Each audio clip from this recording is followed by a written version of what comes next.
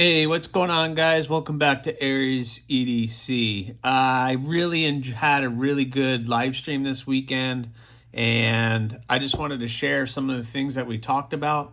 For some reason, every time I do a live stream, it doesn't become available till the following day or maybe 2 days after I film it. I don't know why. I think it has something to do with because I'm on my cell phone when I'm filming it. But I don't know, it's kind of weird that it kind of disappears and then all of a sudden it comes back, or it won't let me update anything. So it was a really good live stream. We had some really good discussion. I was able to clean these blades up, and I just wanted to give you guys kind of a weekend update and a beginning of the year update of things of what's going on. Let's start with the thorn. This is a stainless AEB-L thorn, and I got this nice and cleaned up. It's ready to be sent out for heat treat. So this is going to get sent out this week to Peters to get heat treated. I always ask them to heat treat to 61 to 62 HRC, which is a really good hardness for AEB-L. And then when it comes back, I'm going to be cleaning it up and getting it finished up. This is for our buddy and friend Jim Miller. He asked me to build this for him. He's the owner of the blue and gray rock hopper, and he asked me to build this with pretty much the same look. So he's getting the blue G10 with the gray G10 tubes. So I've already kind of laid this out. So when this goes out to heat treating, and I'm cutting up handle material for these two knives, I could cut up this material and get this prepared for when this returns. So I got the handle material all kind of cut out, ready to go. So that one will be going off, and we won't see this one again for at least a week or two, and hopefully I'll get it back before the holidays and be able to get it finished up and sent over to Jim before the new year. That would be my goal, is to get this to him as soon as possible. These two are both 80 CRV2. I have the pedal and the bloom. The bloom is a special project because I am doing the time-lapse video on this. I kind of had this idea of what would it look like if I time-lapsed from the very beginning, cutting this out, to finishing off the handle and getting it 100% done. And that's what I'm doing. So this is an ongoing project that I've been working on and filming and getting it done. So I have got it to this point. Both of these are 80 CRV2. I heat treated them, and they've both been cleaned up. So the next step for the time lapse is I got to get the maker's mark on there, like I did for the pedal. So I did that during the live stream today, so that was cool. So I got to get and I would have done that on the live stream, but I wouldn't have been able to film it, would I? So once it's done, it's done. I can't go back. So I couldn't do it. I had to hold off, which kind of was frustrating because I wanted to get it done. But I'm also filming on the camera that I would need, so I can't do that. So I got to do the Maker's Mark logo on this guy, and then we can start talking about handles. So let's talk about handles. I think for this one, I'm going to do the purple G10. You guys have talked about it, and we had discussed, and we're going to do the purple G10 for this. So once I get the Maker's Mark on here, I'm going to start turning my attention to the handle material and then what I want to do for the finish of this blade. I have an idea, but I don't want to give that away yet. So we're going to do the purple, and I'm thinking of white. Just the white G10, so the purple and the white I think will look kind of cool, and we'll just keep it nice and simple. So it's going to be a time lapse with the purple G10, the white pin, the white tube, and that will be a very cool build. So that is coming up. And then what's left is the pedal. I started the pedal and I was just gonna do one treatment on this guy to get it started. And someone reached out and said, hey, I want that one, but can we do this? And I was like, of course, if you're gonna vouch for it and you want it, then we're gonna go for it. So the pedal got nice and cleaned up, got the maker's mark on there. The person has now asked that this is gonna get acid etched and stone washed, so that will be one of the steps coming up. But for now, the next step for this one now is handle material. And what I originally was going to do was the black micarta with just the red pins and tubes. But they asked that I do the liners as well. So basically, exactly like the red and the black rock copper that I finished not too long ago, they want the same color combination, but in the pedal. So that's what they're going to get. So very cool. I'm really excited about this build. Black and red together is a really good fit, and I'm really looking forward to getting that done. So that's what I have right now. I'm hoping these two, I'll get these cranked out and get some extra time this week to get them finished up. Once I get the handles cut out, it'll go pretty fast, but I have to acid etch this one, and I have a treatment I want to do on this one, but I don't know if I'm ready to tell you guys yet. So that one's going to get done. And then once these guys are done, then I move on to the last two of the year. And I'm going to get the mini gargoyle and the naked column finished. I'm going to start them and finish them.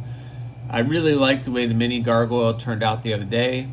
And of course, you guys all seem to like the naked column. So I'm going to make one of those each to finish off the year. One of the things that came up in the live stream are, hey, what steels do I work with? And I've worked with a lot of different steels, but I really like two different kind of steels right now. And the reason I'm bringing it up is because they're on the table. So I'm really liking AEB-CRV2. It's a nice hardness, and it has just a little bit of stainless characteristics to the steel. So I really like that, and it gives it a good edge. I really like working with the AEB-CRV2.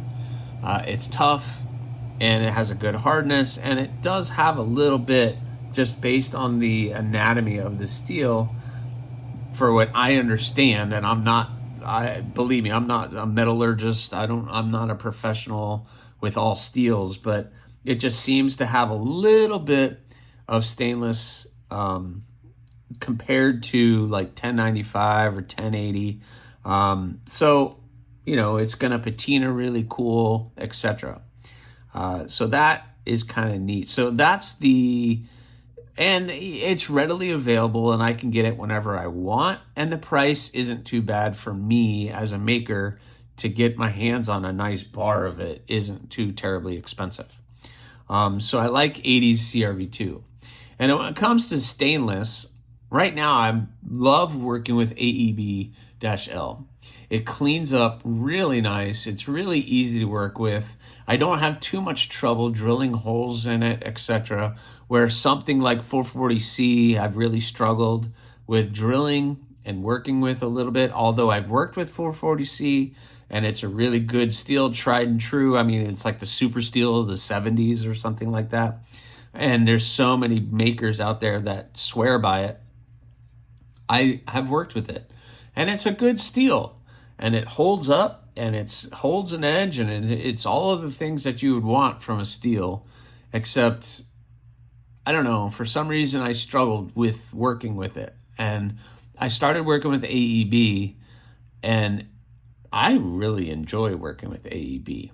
And getting it to a nice hardness of 6162 HRC, it seems to be right there in the sweet spot of where that steel likes to be. So those are the steels that I work with. So you might ask, why don't you work with MagnaCut? Why don't you work with Nitro V? Why don't you work with, some of these other stainlesses? Well, I'm not really set up to heat treat it. It's also very expensive for me to buy. And I also want my knives to be relatively inexpensive where you guys can afford it. The more expensive the steel, the more expensive I'm going to have to charge for the blades, because more money going out means I need more money coming in. So I try not to get steels that are super terribly expensive because in the end, the material costs go back into the making of the knife. Now with custom knives, because I want everybody to understand, there's a very big difference between the production world, where a lot of machines are just cutting and shaping the knives, compared to the custom world, where I'm doing this by my hands. What are my tools? Right here, these hands. So when I'm shaping the handles and I'm doing all that, I'm not just like 3D printing them and sticking them on. Although I do have the Yoktos that are coming up that are going to get that treatment. But a lot of work went into them. And most of that work was my two hands. So you're with a custom knife, which is what I have, you're paying for the maker's time more so than the materials. But those material costs do get lumped into the overall price of the knife. So I have my prices that I try to set within reason, but the more expensive the materials, then I have to raise that up. Obviously, I charge more for stainless because I have to send this out to get heat treated.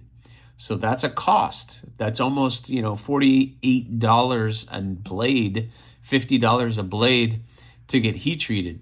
Well, that's why I charge extra for the blades, because on top of that, there's an added expense. So, and it's something when it's like 1095 or 80 CRV2, I can heat treat that in the house and I get a good hardness to it. Do I know exactly what the hardness is? No. I am shooting for a 61, 62 HRC with everything that I do, but I don't have a hardness tester or anything. You guys have seen my shop. So just based on the notes and that the temperatures for which I heat treat and quench at, that is my estimate of what it is. Could it be harder? Yeah. Could it be not as hard? Maybe, but they're tough. And when you just have a little EDC fixed blade, I mean, I haven't had any people come back and complain about my knives. So those are the steels that I work with, and kind of some of the reasons I don't work with something like MagnaCut, etc. I've heard MagnaCut, I've heard a bunch of stories how they just goes through belts and it just rips through sanding belts really quick. And just with me and my little 1x30, yeah, that's not going to work out really well. So that's why I work with the steels that I work with. Do I plan on working with other ones in the future? Sure. But right now, this is my comfort zone, and that's where I like to be. And then that's not including the Damascus stuff, because that's a whole nother ball game. But 80 CRV2, AEB-L, those are the two steels that I'm working with right now. So if you are interested in being put on the books for a knife, those are your two choices: 80 CRV2 and AEB. And it's just either carbon steel, which is the end product's going to be a little cheaper, or a stainless, where it's going to be a little bit more expensive, but it's a stainless. So, let me know in the comments, what do you guys think? And if you think that's fair. The people in the chat today during the live stream had no issues with it. They basically, I think one of the comments was, as long as it's sharp and it cuts, I don't care.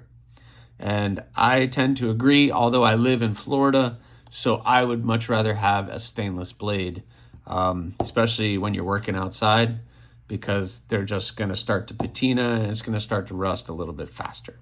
But that's just personally. So anyway, guys, that's your update for today. Hope you guys are having a great week, or looking forward to having a great week, since this is going to come out on a Monday. Please subscribe, like, leave a comment, or not. That choice is yours.